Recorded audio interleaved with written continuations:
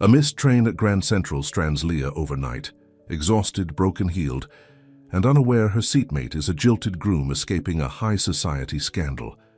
One night, one bench, and a connection that could change everything. Before we get into the story, comment below where in the world you are watching from today. The fluorescent lights of Grand Central Station buzzed overhead as Leah Morris sank onto the hard wooden bench. Her feet throbbed after 12 hours in nursing shoes, made worse by the broken heel that had cost her those critical 5 minutes. The last train home had departed, and here she was, stuck until morning. Perfect end to a perfect day, she muttered, sipping the lukewarm coffee she'd bought from the only vendor still open. At 41, Leah had learned to handle life's disappointments, but tonight tested her patience. Her phone was dead, her purse strap had snapped halfway through her shift at Meadowbrook Nursing Home, and her demanding boss, Mrs. Winters, had kept her an hour late. Again. She pushed a strand of chestnut hair behind her ear and rolled her shoulders to ease the tension. All she wanted was a hot shower and her quiet apartment, neither of which she would get anytime soon. The station had emptied out, leaving only a few stragglers, a janitor mopping the far end of the terminal, a security guard doing his rounds, and now a man in a tuxedo who walked with purpose before suddenly stopping, as if he'd forgotten where he was going. Leah didn't mean to stare, but something about him caught her attention. Maybe it was the contrast between his formal attire and the slump of his shoulders, or the way he suddenly looked lost in the vast, empty space of the station. He turned, scanning the nearly empty benches before his eyes landed on hers. For a moment, he hesitated, then walked over and sat down beside her, leaving a respectful distance between them. Up close, she could see he was handsome in a weathered kind of way, probably mid-40s, with salt and pepper hair that had been carefully styled but now had fingers run through it too many times. His bow tie hung undone around his neck, and despite the expensive cut of his tuxedo, he looked as defeated as she felt. Neither spoke at first. He just leaned forward, elbows on his knees, and let out a sigh so deep and raw that Leah could almost feel it in her own chest. She returned to her coffee, not wanting to intrude. They were just two strangers sharing a bench, each with their own troubles. After several minutes of silence, he spoke, his voice quiet but clear in the empty station. "I didn't miss a train," he said, staring at the floor. "I missed a wedding." Something in his tone made Leah turn to look at him. Their eyes met, and suddenly the distance between them seemed both vast and non-existent. "Your own?" she asked before she could stop herself. He nodded, a sad smile touching his lips. "My own." Leah's exhaustion momentarily faded. "I'm sorry," she said, and meant it. "Don't be," he replied. "Apparently I had it coming." An announcement echoed through the station, something about a security check at the north entrance. When it faded, the silence between them felt different, less like two strangers and more like two people who had somehow found themselves in the same boat. "I'm Nathan," he said, offering his hand. "Nathan Dorian." "Leah Morris," she replied, shaking it. His hand was warm and his grip firm but gentle. "So, Leah Morris, what's your story? Why are you sitting in Grand Central close to midnight?" She gave a short laugh. "Nothing as dramatic as yours. Broken heel, dead phone, missed the last train by 5 minutes. My boss kept me late at the nursing home where I work." Nathan nodded, seeming genuinely interested. "What do you do there?" "I'm the head nurse at Meadowbrook. Mostly elderly patients, some with dementia." She shrugged. "Not glamorous, but it matters." "I'd say that matters a lot more than most things," he said, his tone sincere. Leah studied him. Men in tuxedos didn't usually end up alone at train stations, especially not on their wedding night. "So," she ventured, "do you want to talk about it? The wedding, I mean." Nathan ran a hand through his hair again, messing it up further. "Not much to tell. I was at the altar. She sent a text to her maid of honor." He pulled out his phone and read, "I'm sorry, I can't." Classic, right? Like something from a bad movie. "That's harsh," Leah said, wincing. "The worst part," Nathan continued, putting his phone away. "I wasn't even surprised. Deep down I knew something wasn't right. I just didn't want to see it." Leah found herself wondering about this woman who had left him waiting. Had you been together long? 2 years. Not long enough, apparently. He straightened up a bit. The thing is, I don't think she ever saw me. The real me, I mean. She saw the CEO, the hotels, the lifestyle. Leah's eyebrows rose. Hotels? Nathan looked slightly embarrassed. I own Dorian Resorts. The name clicked into place. Leah had seen the ads for his luxury hotel chain, though she'd never come close to being able to afford a stay in one. Wow, she said. That's impressive. It's just a job, he said with a dismissive wave. A demanding one that takes up too much of my life. Probably part of why I'm sitting here with you instead of dancing with my bride. There was something refreshing about his honesty. No self-pity or bitterness, just simple truth. What about you? He asked. Married? Kids? Leah shook her head. Divorced 8 years now, no kids. She didn't add that the lack of children had been one of many points of contention with her ex-husband. These days it's just me and my cat Gatsby. Great name for a cat. He lives up to it, very charming and slightly destructive. They shared a smile, and Leah was struck by how easy it was to talk to him. From her purse, she pulled out a slightly squashed granola bar, her emergency dinner now that she'd missed her train. Breaking it in half, she offered a piece to Nathan. Dinner of champions, she joked. He accepted it with a grateful nod. Better than the catering I didn't get to eat. Thank you. They ate in comfortable silence, two strangers finding unexpected company in the middle of their separate crises. So, Nathan said after finishing his half, what's your plan now? Wait for the first morning train? That's about it. 4 more hours on this lovely bench. He glanced at his watch. My driver should be looking for me. I sort of walked out of my own reception. Phone's been buzzing non-stop, but I've been ignoring it. As if on cue, his phone lit up again. He looked at it and sighed. My brother. That's the 15th call. Maybe you should answer? They might be worried. Nathan hesitated, then declined the call. Richard's more worried about the PR nightmare than about me. Tomorrow's headlines will be all about how Nathan Dorian got left at the altar. Is that why you came here, to hide? He nodded. No press, no sympathetic looks, no damage control, just... He gestured vaguely at the empty station. Anonymity, movement. Somewhere that isn't that church or that reception hall full of people whispering about me. Leah understood the need to escape. Well, you picked a good spot. Not many people around at this hour. Except you, he said, his eyes meeting hers again. And I'm grateful for that. The sincerity in his voice caught her off guard. She felt a warmth creep into her cheeks and blamed it on exhaustion. So what's it like? She asked, changing the subject. Running a hotel empire. Nathan laughed, a genuine sound that transformed his face. You know what's funny? I don't even like staying in fancy hotels. Give me a cabin in the woods or a quiet beach house any day. Really? I would have thought you'd love all that luxury. I appreciate quality, he clarified. But all the formality, the pretense, that's for the guests, not for me. My mother would be horrified to hear me say that. She raised me to appreciate the finer things. Is she still with you? Leah asked carefully. No, Nathan replied, his expression softening. She passed 5 years ago. Cancer. I'm sorry, Leah said. My mum died last year. Heart failure. Their eyes met in shared understanding. It's hard, he acknowledged.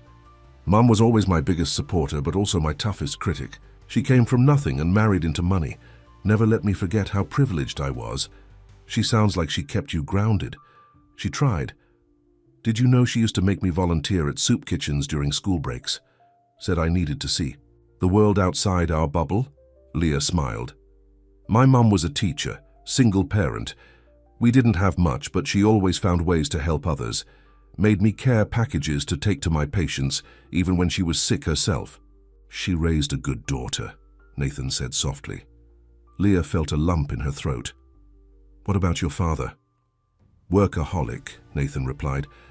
Built the business from one small hotel to what it is now. Died when I was 28, and I took over. Been trying to live up to his legacy ever since. Is that what you wanted? To run the family business? Nathan paused, considering. I never really thought about what I wanted. It was always assumed I'd take over someday. Richard, my brother, he's the creative one, designs our properties. I handle the business side. But if you could choose anything, I'd probably travel more. Actually stay in places longer than a business meeting. Get to know the local people, the culture." He smiled ruefully. "Ironic, right? I own hotels all over the world but never really experienced them." Leah nodded. "I understand. I always wanted to be a painter, but..." She shrugged. "Life happened, had to be practical." "Do you still paint?" "Sometimes. Watercolors mostly. Nothing special." "I'd like to see them sometime," Nathan said, then looked surprised at his own words. The statement hung between them, unexpected and full of possibility. Before Leah could respond, a well-dressed older man appeared, looking relieved. "Mr. Dorian." "There you are, sir. We've been searching everywhere." Nathan's face fell slightly as his driver approached. "Frank, sorry for the worry." Frank glanced at Leah, then back to Nathan. "Sir, your brother is quite concerned. There are reporters gathering. At your apartment." Nathan sighed, the weight of his reality settling back on his shoulders. "Of course there are." He turned to Leah. "I should go deal with this." She nodded, suddenly aware of how different their worlds were. "Of course." He stood reluctantly. "Leah, can I see you again?" The question caught her off guard. Here she was, tired in a wrinkled uniform with a broken shoe, her makeup long worn off. And this man, this wealthy CEO who lived in a world she couldn't even imagine, wanted to see her again. "I don't think that would be a good idea," she said softly. This isn't my world." Something flickered in his eyes. Disappointment, understanding. "I don't want my world," he said quietly. "I want the one we just made on that bench." The simplicity of his words struck her heart. But reality was setting in as Frank shifted uncomfortably nearby, a reminder of the life Nathan would return to. "It was nice meeting you, Nathan," she said, holding out her hand. "I hope things get better."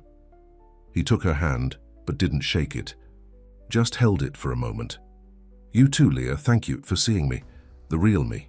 Then he was gone, following Frank out of the station, leaving Leah alone on the bench once more.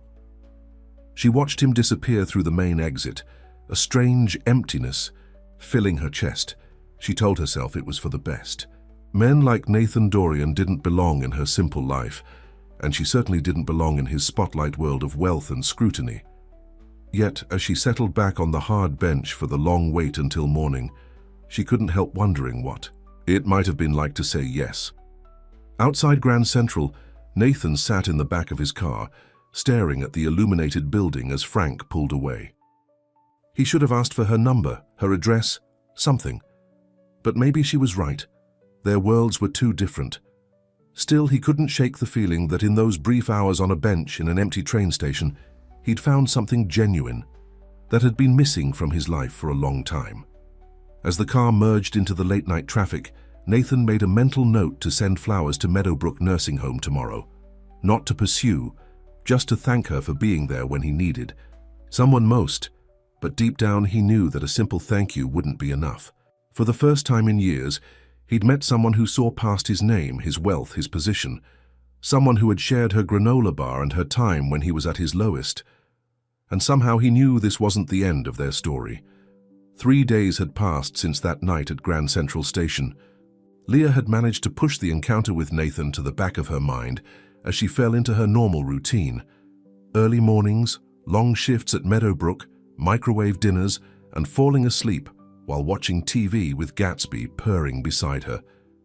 But on Wednesday afternoon, as she was helping Mrs. Gonzalez with her physical therapy, Tina from reception appeared in the doorway. "Leah, there's a delivery for you at the front desk," she said, her eyes sparkling with excitement. "For me?" Leah asked, surprised. "Can you sign for it? I'm with Mrs. Gonzalez right now." "Oh, honey, you're going to want to see this yourself," Tina replied with a knowing smile. Leah turned to her patient. "Would you excuse me for just a minute, Mrs. Gonzalez? I'll be right back." The elderly woman waved her off with a smile. "Take your time, dear. I could use a rest anyway." When Leah reached the reception area, she stopped in her tracks. The entire desk was covered with a stunning arrangement of wildflowers, not the typical roses or lilies, but beautiful meadow blooms in soft blues, purples, and yellows. "Oh my goodness," she breathed. "Who sent these?" Tina handed her a small envelope. "There's a card." Leah opened it with slightly trembling fingers and read the handwritten note. "Thank you for sharing your bench and your kindness when I needed. At most. If you ever want to continue our conversation, my number is below. No pressure, just gratitude. Nathan." Heat rose to her cheeks as she tucked the card away, aware of Tina and 2 other staff members watching her with curious expressions. "Someone special?" Tina asked, failing to hide her curiosity. "Just a friend," Leah replied, though the word didn't quite fit. What was Nathan to her? A stranger she'd met once, a man from a different world who had somehow connected with her in the middle of the night at a train station. "Must be some friend," remarked Martha, one of the other nurses. "Those flowers must have cost a fortune." "I need to get back to Mrs. Gonzalez," Leah said, avoiding further questions. "Tina, could you put these in the break room so everyone can enjoy them?" "Are you sure?" Tina asked, surprised. "They're for you." "They'll brighten up the room for everyone," Leah insisted, though part of her wanted to keep them all to herself as she returned to Mrs. Gonzalez. Her mind was spinning. Should she call him? What would be the point? Their lives couldn't be more different. "And yet, you're blushing," Mrs. Gonzalez observed when Leah returned. "Must be quite some flowers." Leah smiled, helping the woman stand. "Let's focus on your exercises, shall we?" But focus was hard to come by for the rest of her shift. Every time she passed the break room and saw those flowers, her mind returned to Nathan's face, to the genuine connection she'd felt with him on that bench. That evening, after returning to her modest 1-bedroom apartment, Leah took Nathan's card from her purse and stared at his number. Gatsby rubbed against her legs, demanding dinner. "What should I do, Gatsby?" she asked, scratching behind the cat's ears. "Call him? Pretend it never happened?" The orange tabby simply meowed and padded toward his empty food bowl. Leah sighed. "You're right. Food first, life decisions later. After." Feeding Gatsby and making herself a simple pasta dinner, she settled on her worn but comfortable couch and turned on the TV. She froze when the face on the screen was Nathan's. "Silent rumors swirling about why the wedding was called off," the entertainment reporter was saying. Sources close to Victoria Chandler claim she had concerns about Dorian's workaholic tendencies, while others suggest there may have been someone else. Dorian Hotel's stock took a slight dip following the news, but financial analysts say this is likely temporary. Leah quickly changed the channel, her heart pounding. This was Nathan's reality, his private life splashed across entertainment, news, his business affected by his personal decisions. How could she possibly fit into that world? She turned off the TV and picked up her phone, looking at his number again. Before she could overthink it, she typed a simple message. "The flowers are beautiful. Thank you. Leah." She hit send before she could change her mind, then set her phone down and tried to distract herself with a book. Less than 5 minutes later, it buzzed with a reply. "You're welcome. I hope they brightened your day like our conversation brightened mine." Leah smiled, then typed, "They did. I put them in the break room at work so everyone could enjoy them." His response came quickly. "That's exactly what I would have expected from you. Sharing the beauty." She felt a flutter in her chest at his words. "I saw you on the news just now. How are you holding up?" There was a longer pause before his reply. "Better than expected. The public drama is annoying, but I'm more concerned with figuring out where I went wrong." "What do you mean?" she asked. "I've been thinking about what you said, about our different worlds. You were right. The problem is, I've been living in a world I never really chose. Maybe it's time I did." Leah stared at his words, unsure how to respond. After a moment, she wrote, "That sounds like a big decision to make after being left at the altar. Don't you need time to process?" "Probably," he replied. "But talking to you made me realize something I've been ignoring for years. Would you have dinner with me? Just to talk. No pressure or expectations." Leah's thumb hovered over the screen. A simple yes or no question, yet the answer felt so complicated. "I don't think that's a good idea," she finally replied. "But thank you for asking." His response was immediate. "I understand. If you change your mind, the offer stands. Good night, Leah. Sleep well." She set down her phone, a mix of relief and regret washing over her. She'd made the sensible choice, the practical choice, so why did it feel like she'd just closed a door? that she might have wanted to walk through. Nathan sat in his penthouse office, staring at his phone. He hadn't expected Leah to say yes, but the disappointment still stung. His brother Richard entered without knocking, as usual. "Please tell me you're reviewing the Singapore proposal," Richard said, dropping into the chair across from Nathan's desk. "Not now, Richard," Nathan replied, setting his phone aside. Richard eyed him carefully. "The board meeting is tomorrow. They'll want answers about how this personal situation is being handled." "By personal situation, you mean my fiancée leaving me at the altar?" Nathan's voice was sharp. "Tell them it's being handled privately." "Nothing about your life is private, Nate. You know that." Richard picked up a financial report from the desk. "Victoria's already giving interviews, painting herself as the victim. Says you were never emotionally available." Nathan laughed bitterly. "That's rich, coming from someone who broke up with me via text message to her maid of honor." "The public doesn't know that part," Richard pointed out. "All they know is what they see in the tabloids. We need to control the narrative." "I don't care about the narrative," Nathan said, standing up to look out at the city lights. "Let her say what she wants." Richard studied his brother with growing concern. "This isn't like you. You always care about the company image." "Maybe that's the problem," Nathan said quietly. "Maybe I've cared too much about image and not enough about what's real." "What does that mean?" Richard asked, setting down the report. Nathan turned to face his brother. "Do you ever wonder if we're living the lives we actually want, or just the ones Dad mapped out for us?" Richard's expression hardened. "Don't start this again. We built something great, something important. Did we? Or did we just follow a blueprint that was handed to us?" Nathan ran a hand through his hair. "When was the last time you took a vacation, Rich? When was the last time either of us did something just because we wanted to, not because it was good for business?" "Where is this coming from?" Richard demanded. "Is this about Victoria?" "No," Nathan said, thinking of Leah's tired but genuine smile. "It's about something else entirely." Richard stood up, agitated. "Look, I get that you're going through something, but we have responsibilities. The Singapore deal will still be there next week," Nathan interrupted. "I need some time." "Time? For what?" Nathan hesitated, then said, "To figure out what I actually want." Richard's face softened slightly. "Take the weekend, clear your head. But Nate, whatever this is about, don't make any rash decisions. Too many people depend on you." After Richard left, Nathan returned to the window, looking out at the city.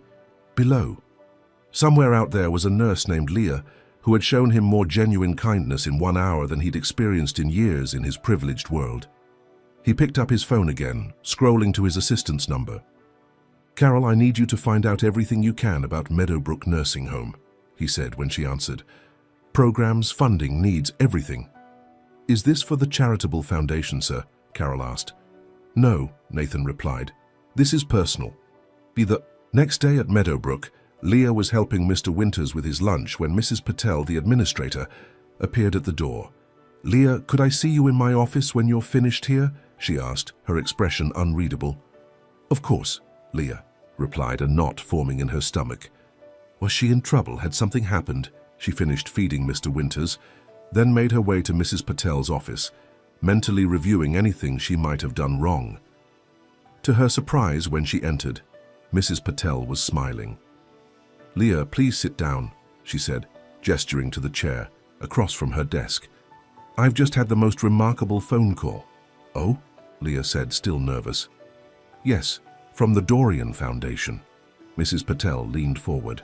"They want to make a substantial donation to Meadowbrook for our art therapy program, the one you've been trying to get funding for all year." Leah's mouth fell open. "The Dorian Foundation? As in Dorian Hotels, yes," Mrs. Patel confirmed. "Apparently someone there was very impressed with our facility and specifically mentioned your dedication to patient care." Leah's cheeks burned. "Mrs. Patel, I need to tell you something. If you're about to say you know Nathan Dorian personally, the flowers in our break room already suggested as much," Mrs. Patel said with a knowing smile. "Though I admit I'm curious how a nurse from Meadowbrook came to know one of the wealthiest men in the city." Leah sighed. "It's not what you think. We met by chance. I didn't ask him for anything. I never suggested you did, Mrs. Patel assured. Her? In fact, his representative specifically said the donation comes with no strings attached. They're simply impressed with our work here. That's very generous, Leah said carefully. It's life-changing for our patients, Mrs. Patel corrected. This is enough to fund the art therapy program for 3 years, plus upgrades to the activity room. She studied Leah's troubled expression. You don't seem happy about this. I am, Leah insisted. It's just complicated. Mrs. Patel nodded understandingly. Well, complicated or not, Mr. Dorian will be visiting the facility tomorrow to discuss the details. I'd like you to show him around, since this was your program proposal originally. Leah's heart skipped. Tomorrow? But unless there's a reason you can't? Mrs. Patel asked, raising an eyebrow. Leah wanted to protest, to explain why this was a bad idea, but how could she refuse when this donation would help so many patients? No reason, she said finally. What time should I expect him? That evening, Leah paced her small living room, Gatsby watching her with curious eyes. He's forcing me to see him, she told the cat. Using the nursing home to what? Get my attention. Yet even as she said it, she knew that wasn't fair. The art therapy program had been her passion project for years. She'd written countless grant proposals, all rejected due to budget constraints. If Nathan was using his resources to make it happen, wasn't that a good thing? But why? They'd shared one conversation on a bench. Why would he do something so significant? Her phone buzzed with a text message. I hope you don't mind that I'm visiting. Meadowbrook tomorrow. This isn't about us. I was genuinely impressed by how you spoke about your patients.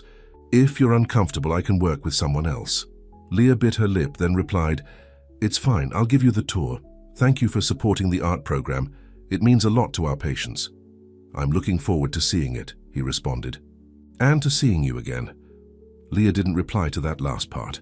Instead, she went to her closet and began frantically searching for something appropriate to wear. Everything seemed either too casual or trying too hard.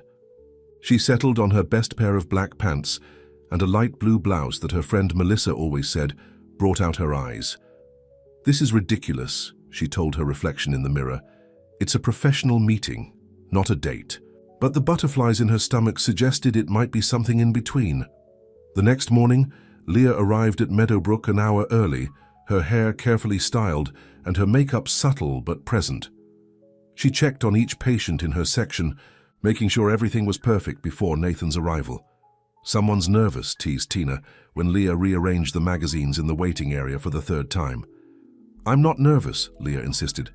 I just want everything to look nice for a potential donor. Uh-huh, Tina said with a knowing smile. That's why you're wearing your special occasion perfume on a Thursday. Before Leah could respond, the front doors opened and Nathan walked in. He was dressed in a casual but clearly expensive dark blue sweater and khaki pants, a far cry from both the rumpled tuxedo she'd first seen him in and the power suits he wore in photos online. Their eyes met across the reception area, and for a moment, everything else faded away. He smiled, a genuine, warm smile that reached his eyes, and Leah couldn't help but smile back. Good morning, she said, walking over to greet him. Welcome to Meadowbrook. Thank you for agreeing to show me around, he replied, his voice just as she remembered it. Up close, she could see the dark circles under his eyes, partially hidden by his tan. He looked tired but somehow more at peace than he had that night at the station. Mrs. Patel is waiting in her office, Leah said, gesturing down the hall. She's very excited about the donation. Before we meet with her, Nathan said, lowering, his voice slightly, I want you to know that this isn't some elaborate scheme to see you again. I meant what I said in my text. Your passion for your patients stuck with me. This is something I would have done regardless. Leah studied his face, seeing nothing but sincerity. I believe you, she said softly. And thank you. This program will make a real difference. I'm glad, he replied. Now, lead the way. I want to see everything. As they walked toward Mrs. Patel's office, Leah was acutely aware of his presence beside her. Despite her reservations, despite all the reasons they shouldn't connect, she couldn't deny that something about Nathan Dorian made her feel more alive than she had in years. And judging by the way he looked at her when he thought she wouldn't notice, she suspected he felt the same way. The tour of Meadowbrook went better than Leah could have imagined. Nathan was genuinely interested in the facility, asking thoughtful questions and taking time to speak with patients who were eager to meet a visitor. In the current activity room, a small space with worn furniture and limited supplies, Nathan listened as Leah described her vision for the art therapy program. Many of our patients with dementia struggle with verbal communication, she explained, but art gives them another way to express themselves. We've seen amazing results, even with our limited resources. Show me, Nathan said, his interest evident. Leah led him to a hallway where patients' artwork was displayed. Mrs. Gonzalez painted this one. She barely speaks anymore, but look at the detail, the emotion in this landscape. Nathan stepped closer to examine the painting. It's her childhood home in Puerto Rico, he said. You can feel how much she misses it. Leah looked at him, surprised by his insight. Yes, exactly. How did you know? My mother used to paint, he explained. She taught me to look beyond the image to the feeling behind it. He turned to Leah. This is important work you're doing here. It's a team effort, she said modestly. But it was your idea, he pressed. Your passion project. Before she could respond, one of the residents wheeled himself over. Leah, is this your boyfriend? Asked Mr. Wilson, a former art teacher with a mischievous streak. Leah blushed furiously. Now, Mr. Wilson, this is Mr. Dorian. He's donating to our art therapy program. Well, why isn't he your boyfriend? Mr. Wilson asked bluntly. He looks at you like my Harold used to look at me. Nathan chuckled as Leah's embarrassment deepened. Mr. Wilson has a very active imagination, she explained. And good taste, Nathan added with a warm smile that made Leah's heart skip. By the time they finished the tour, meeting with Mrs. Patel and discussing the details of the donation, it was nearly lunchtime. Thank you for showing me around, Nathan said as they walked back to the reception area. I'm more convinced than ever that this is a worthwhile investment. Thank you for making it possible, Leah replied sincerely. Nathan hesitated, then said, My schedule cleared up this afternoon. Would you have lunch with me? Just lunch, nothing fancy. There's a diner around the corner. Leah knew she should say no. Keeping things professional was the sensible choice. But after spending the morning with him, seeing his genuine interest in her work, her resolve was weakening. Just lunch? She asked. Just lunch, he confirmed. 2 people sharing a meal and a conversation. No strings attached. Leah glanced at her watch. I have an hour break at 1 o'clock. Nathan's face lit up. I'll meet you here at 1 then, as... He left. Tina gave Leah a not-so-subtle thumbs up from behind the reception desk.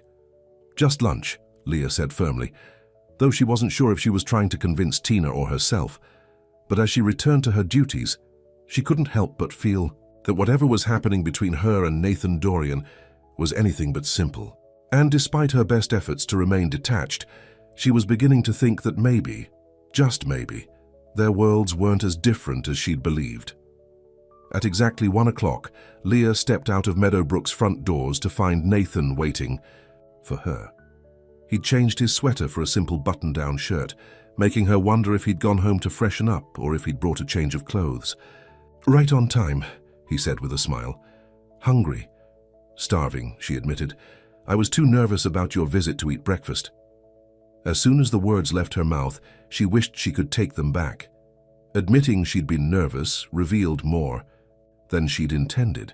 If Nathan noticed her discomfort, he didn't show it. The diner's just around the corner. I hope you don't mind walking. Not at all, she replied, falling into step beside him. It's a nice day. The May sunshine warmed them as they walked, a comfortable silence settling between them. Leah was acutely aware of the curious stares from passers-by. Nathan Dorian was recognizable, especially in this part of town, and here she was, an ordinary nurse walking beside him like it was the most natural thing in the world. People are staring, she murmured. Let them, Nathan said easily. I'm having lunch with a friend, nothing newsworthy about that. Friend. The word felt both right and not enough at the same time. The diner was a local spot called Marge's, red. Vinyl booths, checkered floors and the smell of coffee and grilled onions in the air. Leah had eaten here countless times, but never with someone like Nathan. To her surprise, the waitress greeted him by name. "Mr. Dorian, good to see you again. Your usual booth?" "Thanks, Clara," he replied warmly. "How's Tommy doing in college?" "Made the dean's list last semester," Clara beamed. "Thanks for asking." As she led them to a corner booth, Leah gave Nathan a questioning look. "You come here often?" she asked once they were seated. "At least once a week," he admitted. "Best tuna melt in the city." "But you own 5-star restaurants," Leah said, still confused. Nathan shrugged. "And they all serve food that looks better than it tastes. Here, it's the opposite." He handed her a laminated menu. "Plus, no one expects Nathan Dorian to be at Marge's Diner. It's one of the few places I can just be myself." Leah studied him across the table, realizing there was much more to this man than his public image suggested. "What?" he asked, noticing her stare. "You're not what I expected," she said honestly. "Is that good or bad?" "Just surprising." Clara returned with water and took their orders, a tuna melt for Nathan and a chicken club for Leah. "So, Nathan," said once Clara had left, "tell me something about Leah Morris that I don't already know." Leah took a sip of water, considering. "What do you want to know?" "Everything," he said simply. "But let's start with why nursing, why Meadowbrook?" "That's a long story. I've got time." Leah traced a water droplet on her glass. "My grandmother had Alzheimer's. I was 15 when she was diagnosed, and I watched her slowly slip away. The nurses who cared for her, they made such a difference, not just for her, but for our whole family. I wanted to be that person for someone else." Nathan nodded, his eyes never leaving her face. "And Meadowbrook?" "I started there right out of nursing school. It was supposed to be temporary just until I found something better paying. But then I met Mrs. Winters. She was one of our first patients with early onset Alzheimer's. She'd been an art teacher, and even as her memory failed, she could still paint. It made me realize there were ways to connect with patients beyond traditional care." She smiled at the memory. "I've been there 12 years now. No regrets about the path not taken." "You mean the painting?" Leah shook her head. "I still paint. Just for myself now. It's enough." Clara arrived with their sandwiches, and the conversation paused as they began to eat. "You were right," Leah said after her first bite. "This is amazing." "Told you," Nathan replied with a satisfied smile. "Some things are better without the fancy presentation." "Speaking of presentation," Leah ventured, "how are you really doing with everything that happened?" Nathan's expression grew more serious. "Honestly, it's been difficult, but not for the reasons people might think." He set down his sandwich. "I'm not heartbroken about Victoria. I'm more disappointed in myself for not seeing the truth sooner." "What truth?" "That we were together. For all the wrong reasons," he explained. "She wanted the lifestyle, the status, and I—" He hesitated. "I was following a script. Successful businessman, beautiful socialite wife, perfect power couple. It's what was expected." "By who?" "Everyone. The board, the press, my family legacy." He shrugged. "I've spent most of my life living up to other people's expectations. I'm good at it. So good that I stopped questioning whether any of it was what I actually wanted." "Until now," Leah asked softly. "Until that night at Grand Central," he corrected. "Something about sitting on that bench with you. No pretenses, no expectations. It was the most honest conversation I'd had in years." Leah felt a warmth spread through her chest. "I felt that too," she admitted. "But Nathan, our worlds are still so different. I'm just a nurse with a mortgage and a cat, and I'm just a man who's trying to figure out what matters," he replied. "When you look at me, what do you see?" "I see someone kind," she said without hesitation. "Someone who listens, who notices things others miss, who's searching for something real." His eyes softened. "That's all I want to be. Not the Dorian name or the business or the bank account. Just that." Their hands were resting on the table, inches apart. Slowly, Nathan moved his until his fingers just barely touched hers. Not holding, just connecting. "I'm not asking for anything complicated, Leah. Just a chance to see where this goes. No pressure, no timeline." Before she could respond, the bell above the diner door jingled, and a man with a camera entered, scanning the room.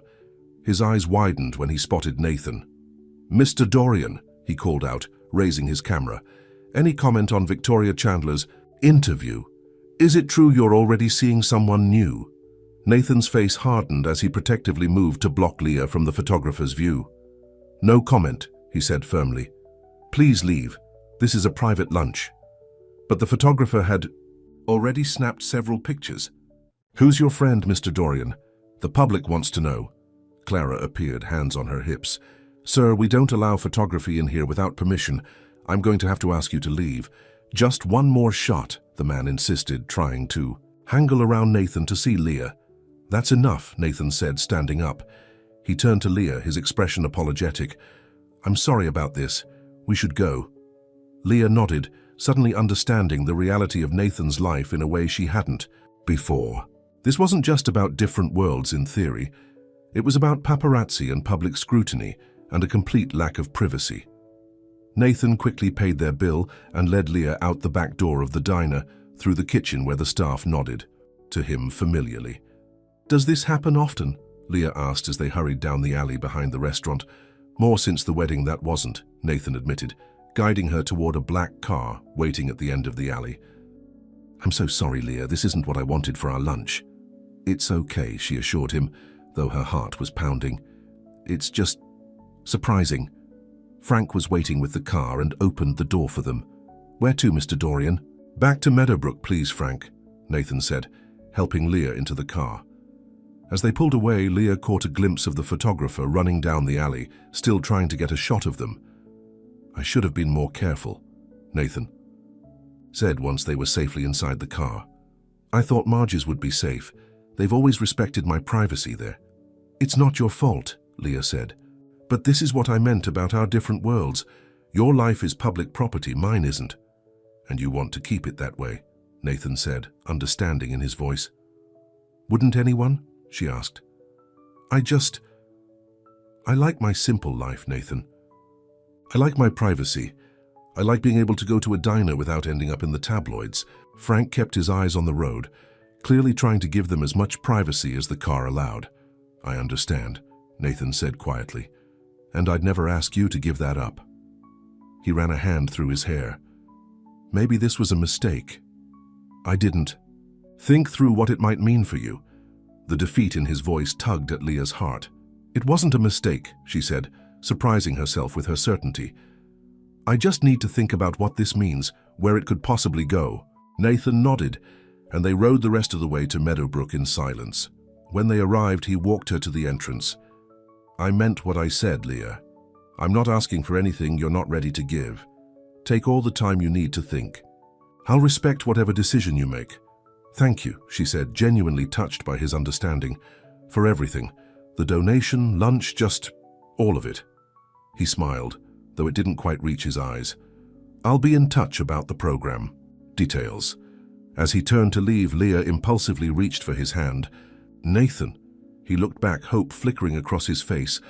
"I had a nice time today," she said, despite the dramatic ending. This time his smile was genuine. "So did I." She watched him return to the car, waving once before heading back inside. The reality of what had just happened was sinking in.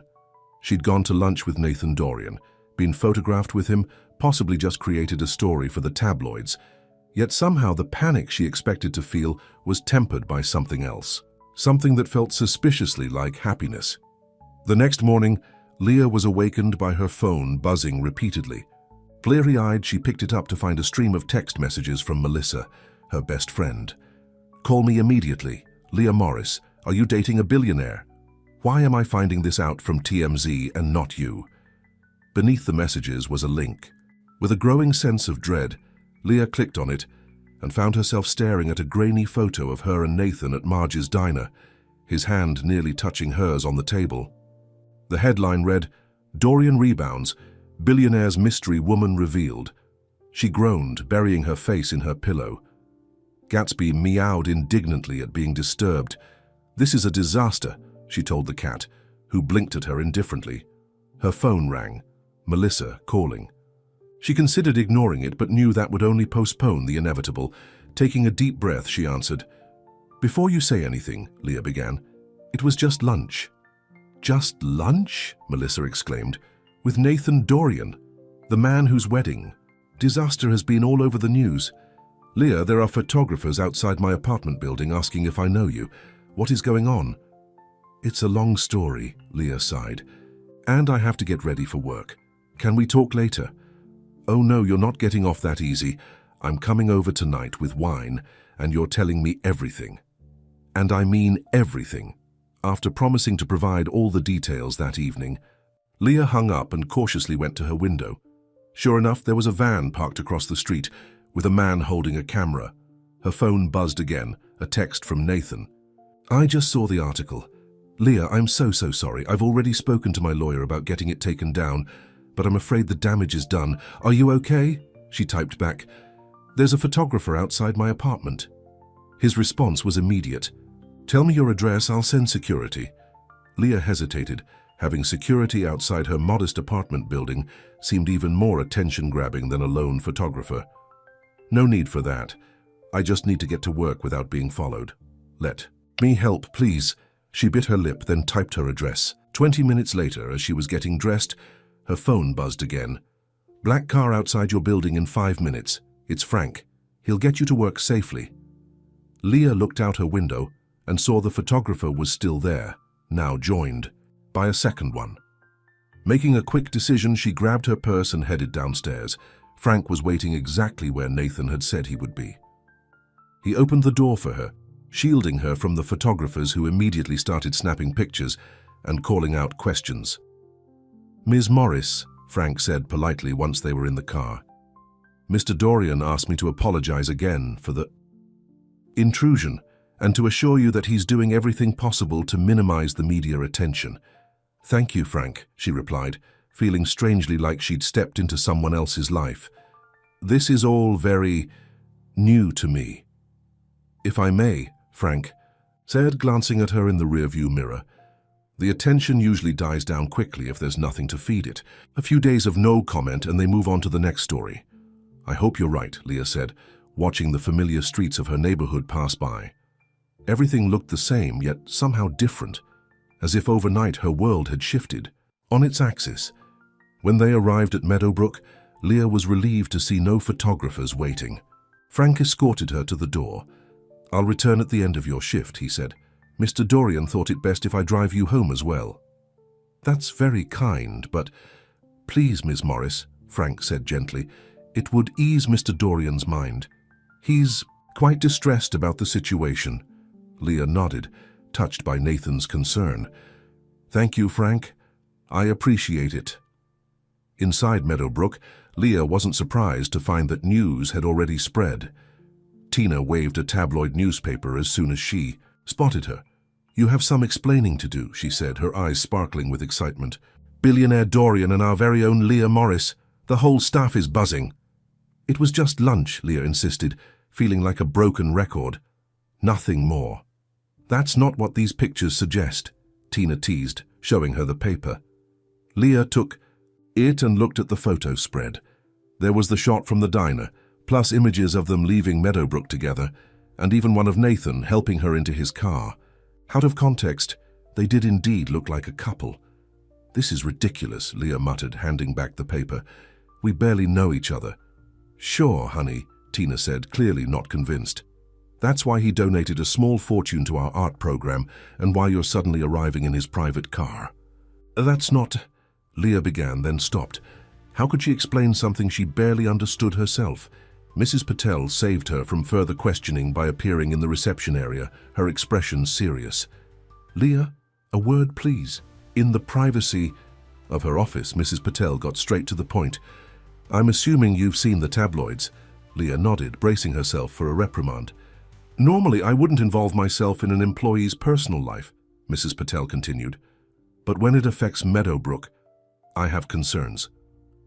I understand, Leah said. I never meant for any of this to happen. If you're worried about the donation...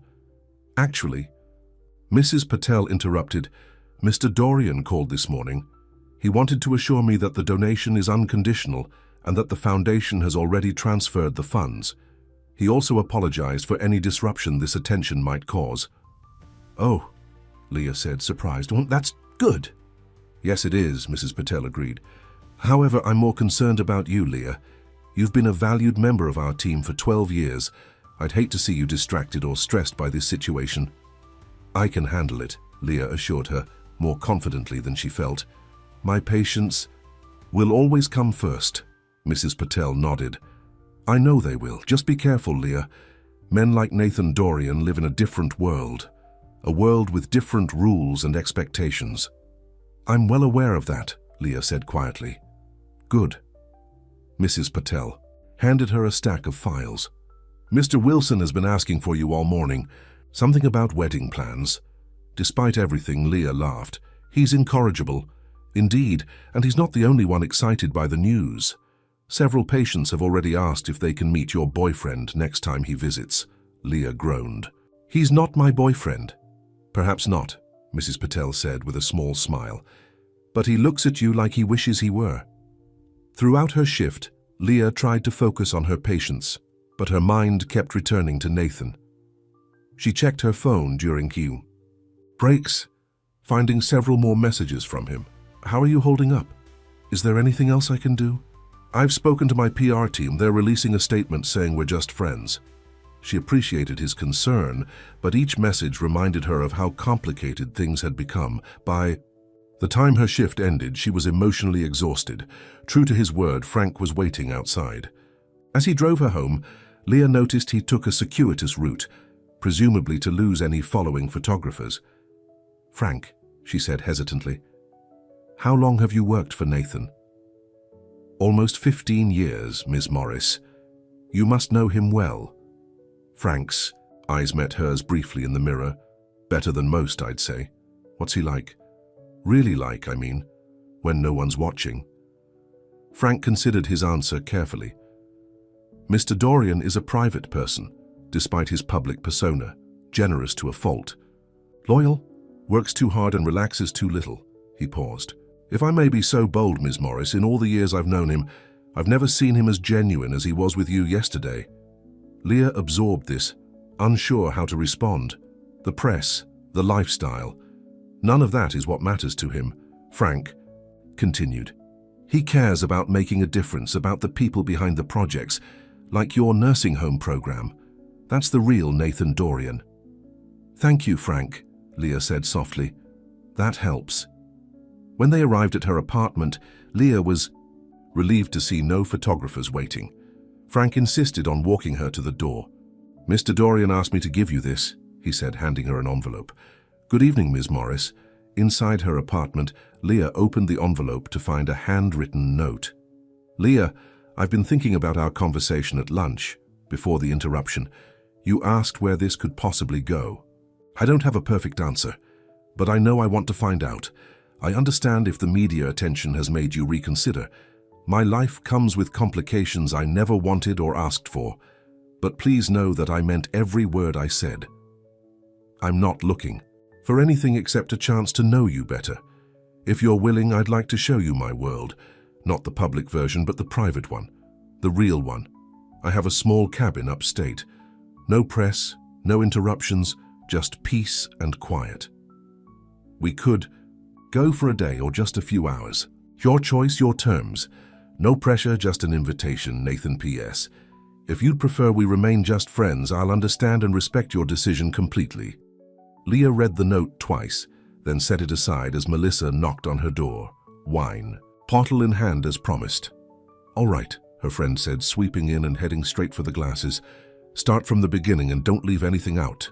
Over the next hour, Leah recounted everything. The missed train, the conversation on the bench, the flowers, the donation, the lunch that ended with photographers. "Let me get this straight," Melissa said, refilling their glasses.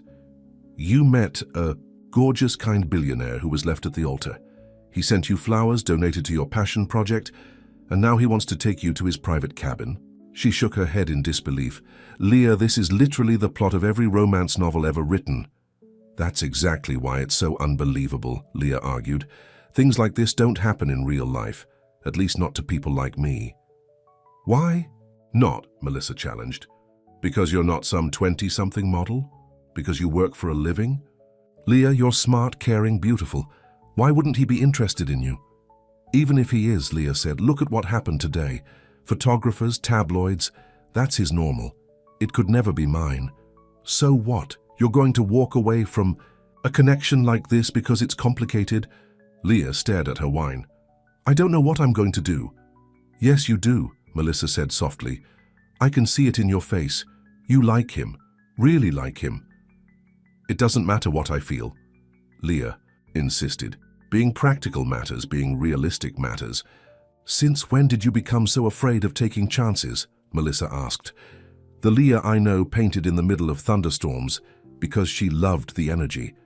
The Leah I know drove cross-country to scatter her mother's ashes in the ocean because she'd promised, even though it terrified her to drive so far alone. This is different.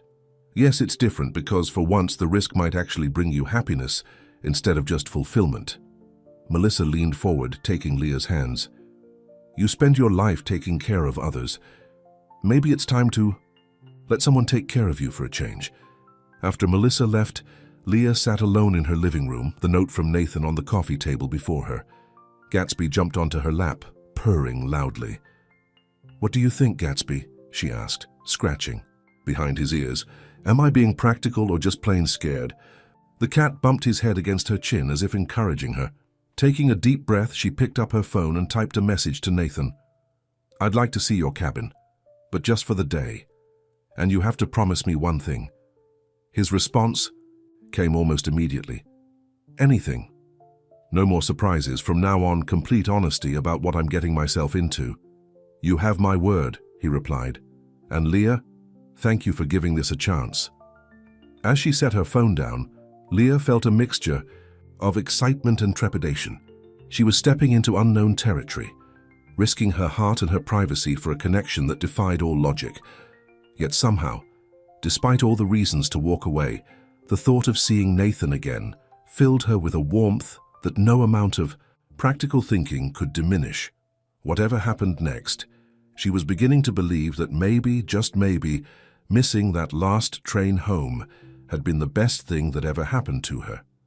The morning sun filtered through pine trees as Nathan's car wound its way up the mountain road. Leah gazed out the window, watching the city fade into countryside, then forest. After a week of dodging photographers and fielding questions from everyone, from co-workers to her landlady, the peaceful landscape was a welcome change. We're almost there, Nathan said, glancing at her from the driver's seat. He'd insisted on driving himself today, leaving Frank back in the city. It's beautiful up here, Leah replied, taking in the view. How often do you come? Not often enough, he admitted. Once a month, if I'm lucky. More in the summer when I can work remotely. He pointed through the windshield to where the trees opened up. There it is. Leah wasn't sure what she'd expected when Nathan had described his small cabin, but the structure that appeared before them was both more and less than she'd imagined. It wasn't the luxury mansion she'd feared, but neither was it the rustic shack the word cabin had conjured in her mind. It was a two-story home built of warm cedar and stone, with large windows and a wraparound porch. Simple but beautiful, it blended into the surrounding forest as if it had grown from the landscape itself. This is your idea of small? She asked, a smile playing at her lips. Nathan looked slightly embarrassed. Compared to what most people expect from me, yes. My brother calls it my hermit house. He parked beside the cabin and came around to open her door. As Leah stepped out, the scent of pine and earth filled her lungs, and for the first time in days, she felt the tension leave her shoulders. No one knows about this place except family and a few close friends, Nathan explained as he unlocked the front door. No staff, no security cameras, just peace and quiet. The interior was as welcoming as the exterior, an open living space with comfortable furniture, a stone fireplace and shelves filled with books. Nothing about it screamed wealth or status. It was simply a well-loved home. I built a lot of it myself, Nathan said, watching her take it all in. The bookshelves, the kitchen table. My father taught me carpentry when I was young. Said every man should know how to work with his hands, no matter how much money he had. Leah ran her fingers along the smooth edge of a bookshelf. It's beautiful. You're talented. I'm adequate, he laughed. You should see my brother's work. He's the one with the real gift. He gestured toward the large windows. The deck has the best view. Would you like some coffee first? Or we could walk down to the lake. The lake sounds perfect, Leah said, after being confined to her apartment. And Meadowbrook for days, avoiding the press, she was eager to be outside. They followed a well-worn path through the woods, close enough that their hands occasionally brushed against each other, though neither made a move to hold on. The tension between them was palpable, not uncomfortable, but filled with unspoken possibilities. "How have you been holding up?" Nathan asked. "With all the attention, I mean." "Better now that it's dying down," Leah replied. Frank was right. They lost interest when there was nothing new to report. Though my 15 minutes of fame were interesting, did you know I've received 3 marriage proposals from strangers? Nathan stopped walking. "You're joking." "I wish I were," she laughed. "One sent a poem, very creative rhyming of Morris with chorus. I'll have to step up my game," he teased, then seemed to catch himself. "I mean, I know what you mean," Leah said gently, saving him from backtracking. The truth was, she'd thought about little else besides Nathan all week. Their lunch, his note, the possibility of something more between them. They reached the lake, a crystal-clear expanse surrounded by mountains. A small wooden dock extended into the water, with 2 Adirondack chairs positioned at its end. "This is breathtaking," Leah said, following Nathan onto the dock. "This is my favorite spot," he replied. "I've solved more business problems sitting in these chairs than in any boardroom." They sat side by side, looking out over the water. A comfortable silence settled between them, broken only by the gentle lapping of waves against the shore and the occasional call of a bird. "Thank you for coming today," Nathan said finally. "I know this past week hasn't been easy for you." "It's been educational," Leah admitted. "I never realized how exhausting it must be, living with that level of scrutiny all the time." "You get used to it," he said, "but you never really like it. Is that why you built this place, to escape?" Nathan nodded. "Partly, but also to remind myself of who I really am. Here, I'm not Nathan Dorian, CEO, I'm just Nathan. I like just Nathan," Leah said softly. He turned to look at her, his eyes serious. "Leah, I've been thinking a lot about what you said, about our different worlds. You are right. My life comes with complications that most people never have to deal with." "Nathan, please let me finish," he said. "I've had relationships that failed because the women were more interested in my lifestyle than in me. And I've had relationships that failed because I couldn't give them the privacy, the normalcy they deserved." He took a deep breath. "What I'm trying to say is, I understand if this past week has shown you that my world is too complicated, too public for what you want." Leah studied his face, seeing the genuine concern in his eyes. "Have you been working on that speech all week?" A smile tugged at his lips. "Maybe. Did it sound rehearsed?" "A little," she admitted, "but I appreciate the sentiment." She turned her gaze back to the lake, gathering her thoughts. "This past week has been a crash course in what your life is like. The photographers, the tabloids, the speculation, it was overwhelming. And yes, part of me thought, this is exactly why this can't work." Nathan nodded, his expression resigned, though he tried to hide it. "But," Leah continued, "another part of me kept thinking about that night at Grand Central, about how easy it was to talk to you, how real you were, and about how in all the years since my divorce, you're the first person who's made me feel seen, really seen for who I am." Hope flickered in Nathan's eyes. "What are you saying?" "I'm saying that yes, our worlds are different. Yes, there are complications, but maybe what we found on that bench is worth figuring out how to navigate those complications." Nathan reached over, his hand finding hers. "I would very much like to try," he said, his voice rough with emotion. Leah turned her hand to lace her fingers with his. "So would I." For a long moment, they sat in silence, hands joined, looking out at the water. Then Nathan turned to her, his face open and vulnerable in a way she'd never seen before. "There's something I need to tell you," he said. "About Victoria, about the wedding." Leah tensed slightly. "What is it?" "The truth is, I was relieved when she didn't show up," he admitted. I'd been having doubts for months, but I kept telling myself it was just pre-wedding jitters, that I was supposed to want this perfect society marriage. He shook his head. When I got that text saying she wasn't coming, my first feeling wasn't heartbreak. It was freedom. Why didn't you call it off yourself then? Leah asked. Expectations, Nathan replied simply. The Dorian name, the business implications, the press. It was easier to go along with it than to admit I was making a mistake. He looked down at their joined hands. I'm not proud of that. Thank you for telling me, Leah said softly. For what it's worth, I think it takes courage to admit when something isn't right, even if it takes a while to get there. Nathan squeezed her hand gently. You make me want to be braver, Leah. To live more. Honestly, I could say the same about you, she replied. As the sun climbed higher in the sky, they left the dock and walked the trail that circled the lake. Nathan pointed out his favorite spots, a clearing where deer often gathered at dusk, a twisted, old pine tree that had survived a lightning strike, a small waterfall that fed into the lake. I have something to show you back at the cabin, he said as they completed the circuit, something I've never shown anyone else. Curious, Leah followed him back up the path.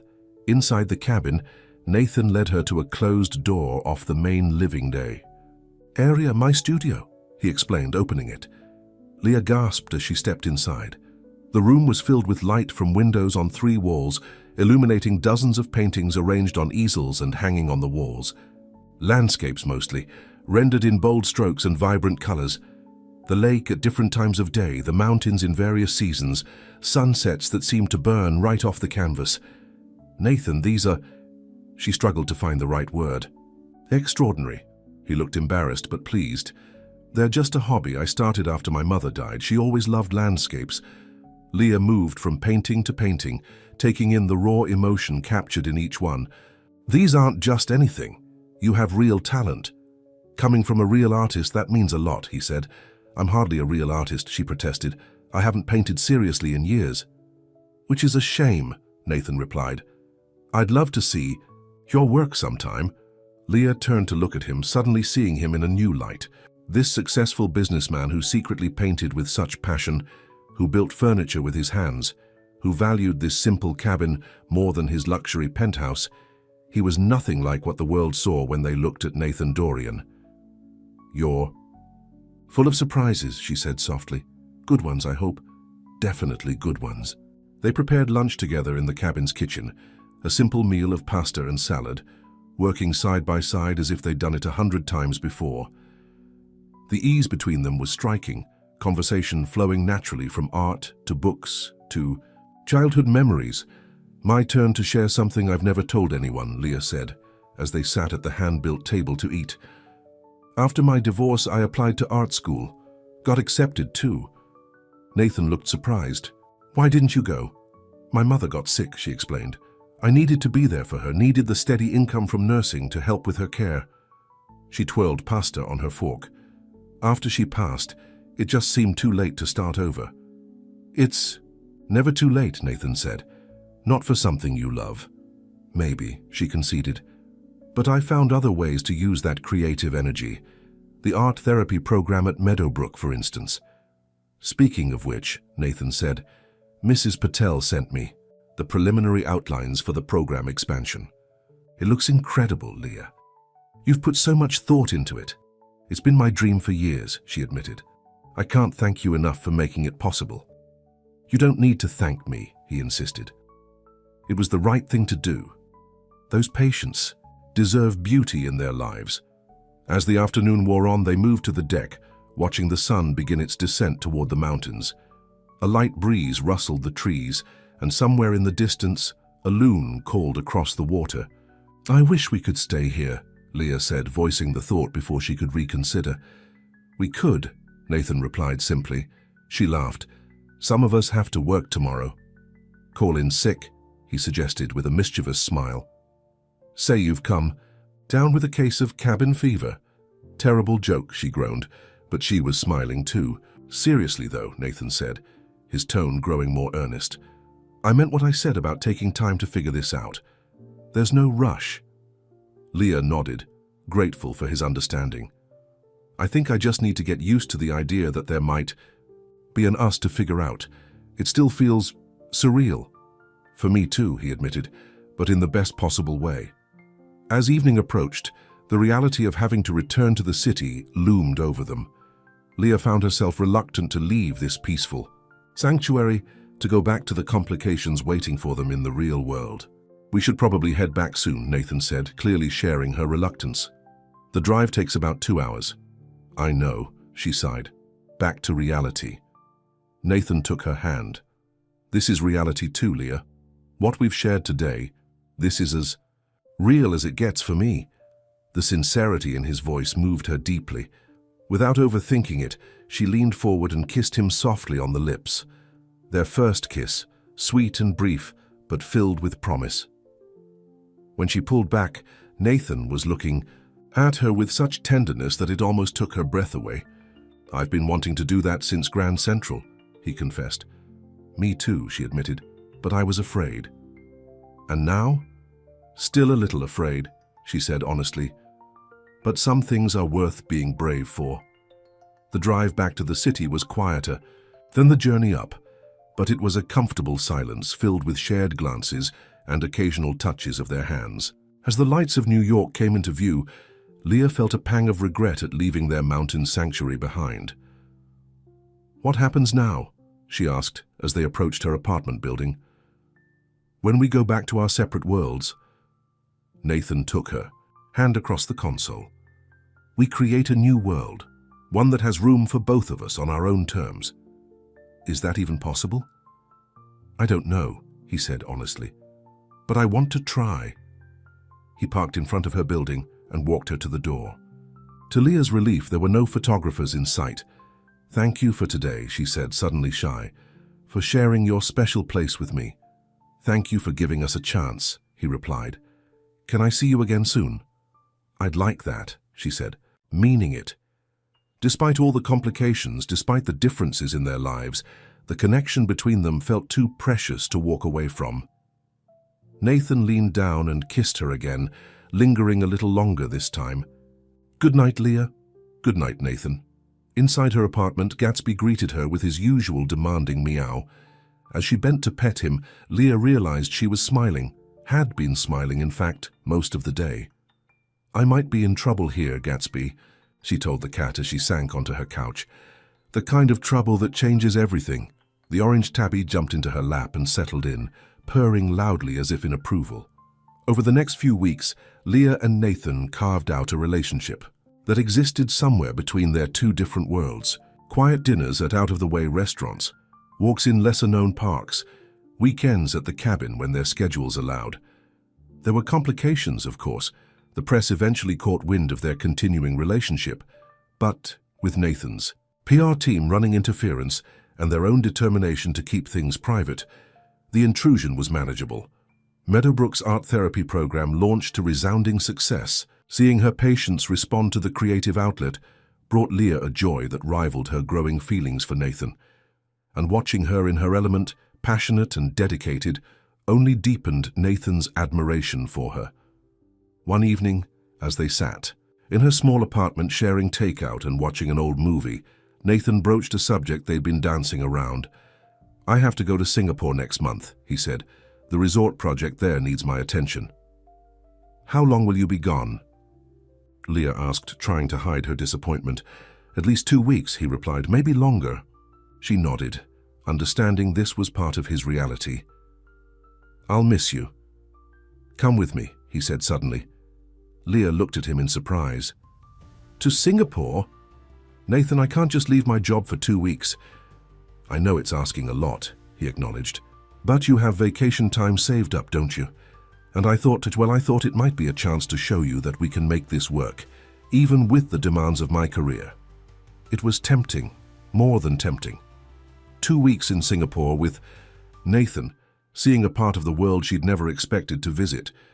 But it also felt like a big step, a public declaration of their relationship on an international stage. I'll think about it, she promised. That night, after Nathan had gone home, Leah called Melissa for advice. Of course you should go, her friend exclaimed. It's Singapore, Leah, Singapore, with a man who clearly adores you. It's not that simple, Leah protested. It's a big step. And what about Gatsby? I'll watch your cat, Melissa said dismissively. What's the real reason you're hesitating? Leah sighed. I'm scared, Mel, not just of the attention or the complications. I'm scared of how much I care about him, of how easy it would be to lose myself in his world. Has he ever asked you to be anything other than yourself? Melissa challenged. No, Leah admitted. Just the opposite, actually. Then what are you really afraid of? The question lingered with Leah long after they hung up. What was she afraid of? That Nathan would eventually tire of her ordinariness, that she would never truly fit into his world of wealth and privilege, or perhaps, more honestly, that she would fit too well and lose the simple life she'd always valued. The next day at Meadowbrook, Leah was helping Mrs. Gonzalez with her latest painting when the elderly woman fixed her with a knowing look. You're troubled, dear, she said in her accented English. Is it that handsome man of yours? Leah smiled despite herself. Is it that obvious? Only to someone who's lived as long as I have, Mrs. Gonzalez replied. Love is always complicated, no? We haven't said... Ah, but your eyes say it, the older woman observed. Your whole face changes when you talk about him. Leah felt heat rise to her cheeks. It's complicated, she repeated lamely. Life is complicated, Mrs. Gonzalez shrugged. Love is simple, the rest is just details. The wisdom in those words stayed with Leah throughout her shift. By the time she met Nathan for dinner that evening, she had made her decision. I'll come to Singapore, she told him, as soon as they were seated. I've already spoken to Mrs. Patel about taking 2 weeks off next month. The joy that lit up Nathan's face told her all she needed to know about whether she'd made the right choice. You won't regret it, he promised, taking her hands across the table. We'll make time for just us, away from business meetings and hotel inspections. I'm going to hold you to that, she warned with a smile. There's something else, Nathan said, suddenly serious. Before we go, I want you to meet my brother. Richard's been skeptical about our relationship.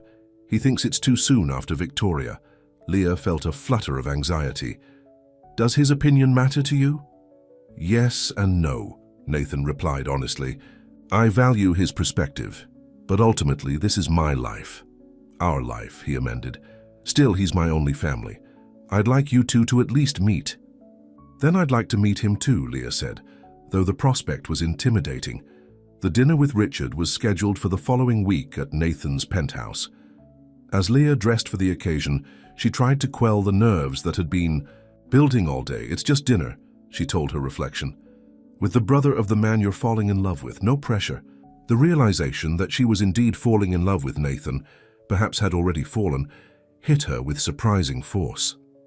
They hadn't said those words to each other yet, though the feeling had been growing between them with each passing day. Nathan met her in the lobby of his building, kissing her lightly. You look beautiful, he said, and nervous. That obvious, huh?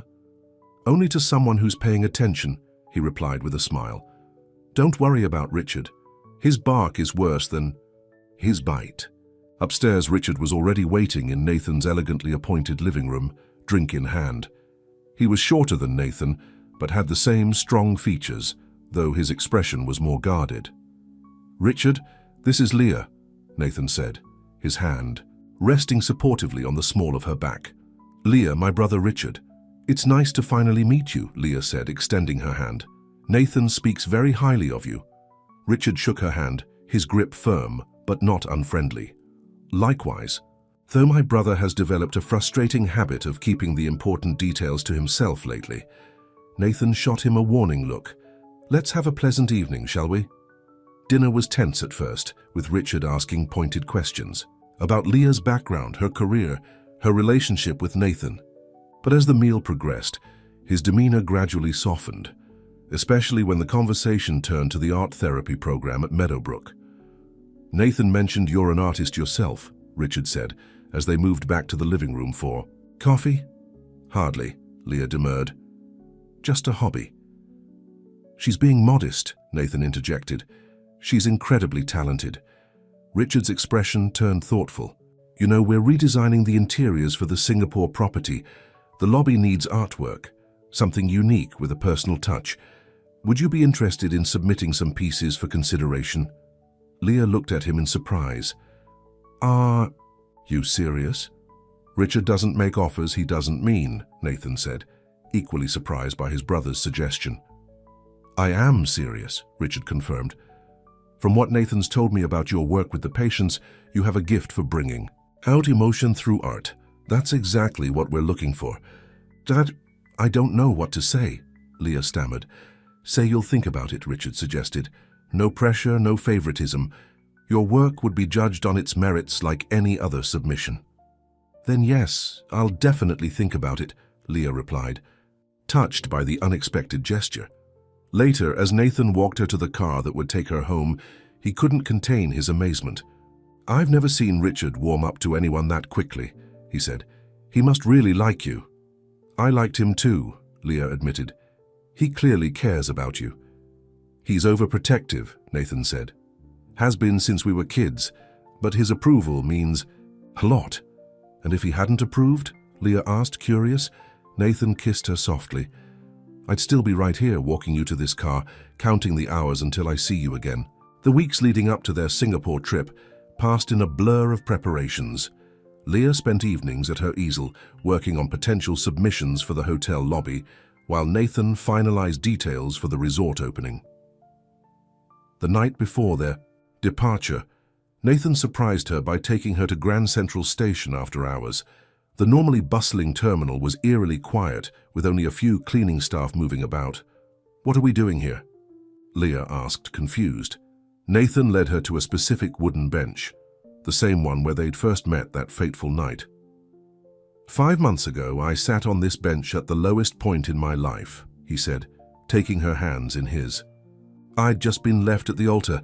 I was questioning everything about my life, and I came here to hide from the world.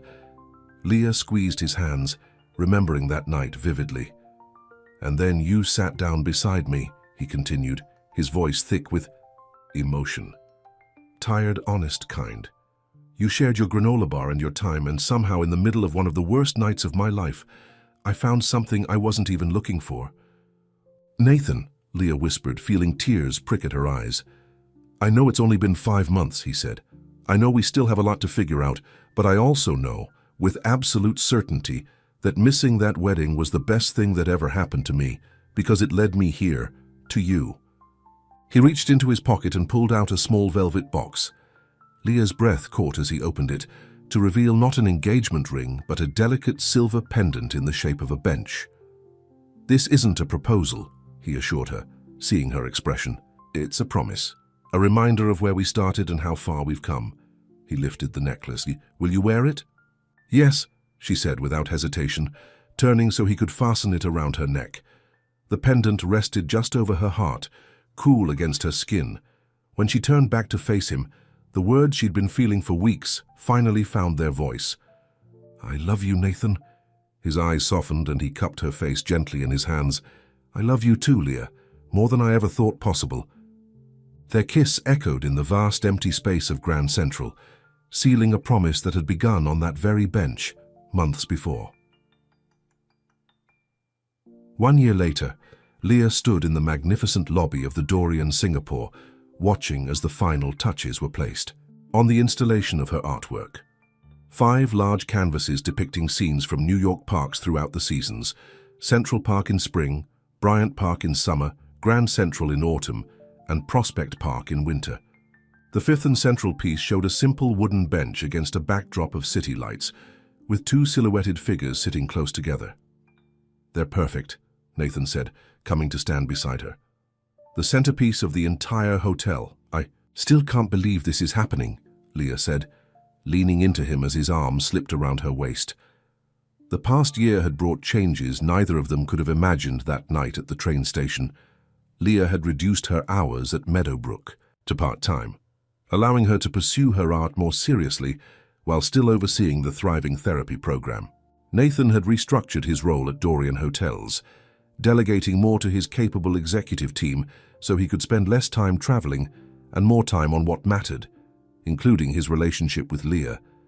They'd found a balance between their worlds, sometimes joining the glamorous events his position required, other times enjoying the simple pleasures of her apartment with Gatsby. They spent at least one weekend a month at the cabin, where both their art studios now stood side by side, filled with light and creativity.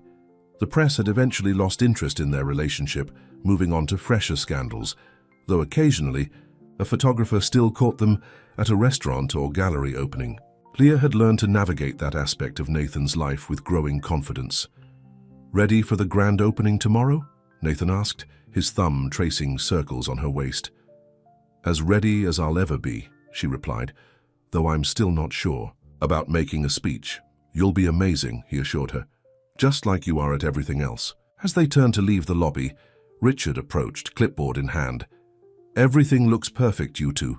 Leah, the artwork is even more impressive installed than it was in the sketches." "Thank you, Richard," she said warmly.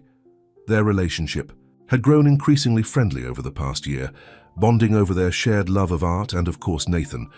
"Don't forget, dinner with the investors at 8, he reminded them. "And Nathan, Mother's ring is in your sweet safe, as requested." Leah looked between the brothers, confused. "Mother's ring?" Richard's eyes widened as he realized his mistake. "I meant Mother's thing.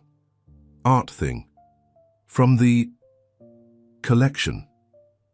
He backed away hastily. "I should go check on the everything." Nathan sighed as his brother fled. "Subtle as always, Richard." "Nathan," Leah said slowly. "What was that about?"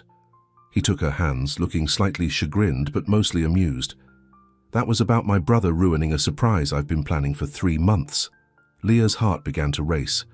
"The surprise involving your mother's ring?" "Yes," Nathan admitted. "Though to be fair, I wasn't planning to do this in the hotel lobby with paint crews still working around us." "Do what?" Leah asked, though she already knew the answer. Instead of replying, Nathan reached into his pocket and pulled out a small velvet box, similar to the one that had held her necklace a year ago, but different. This one, when he opened it, contained a stunning sapphire ring surrounded by small diamonds. "This was my mother's," he said softly. "She made me promise I'd only give it to someone who saw the real me, not just the Dorian name." Leah felt tears welling in her eyes as Nathan dropped to one knee right there in the lobby, heedless of the workers who had stopped to watch. "Leah Morris, you saw me at my worst and somehow found something worth loving. You've brought more joy, more authenticity, more beauty into my life than I ever thought possible. Will you marry me?" Through her tears, Leah could only nod at first, overwhelmed by emotion. Then, finding her voice, she said the word that would begin the next chapter of their story. "Yes." As Nathan slipped the ring onto her finger and stood to kiss her, the workers around them broke into spontaneous applause. Leah laughed against his lips, joy bubbling up inside her. "I hope you don't mind an audience," Nathan whispered. "We seem to have a habit of significant moments in public places." "I don't mind at all," she replied, looking down at the ring sparkling on her hand. "It started on a bench in Grand Central Station. Why not continue in a hotel lobby in Singapore?"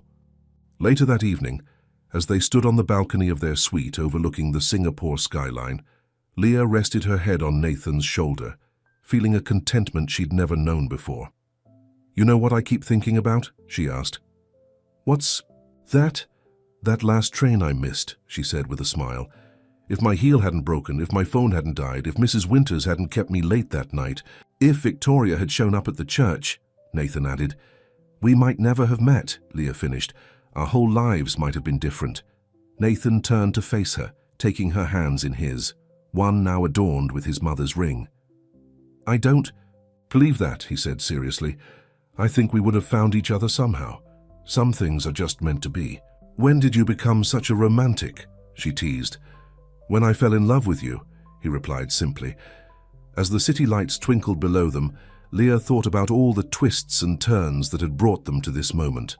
A missed train, a wedding, that never happened, a chance meeting on a bench in an empty station. "I love you, Nathan Dorian," she said, kissing him softly. "And I love you, soon-to-be Leah Dorian," he replied against her lips. "With everything I am." In that moment, standing in each other's arms half a world away from where they'd begun, Leah knew with absolute certainty that missing that last train home had been the first step on a journey beyond anything she could have imagined. A journey that had led her not just to Nathan, but to a fuller, richer version of herself. And as Nathan kissed her again, more deeply this time, she wondered what other beautiful surprises might be waiting for them down the road, a road they would travel, together side by side, hand in hand from this moment forward. The end.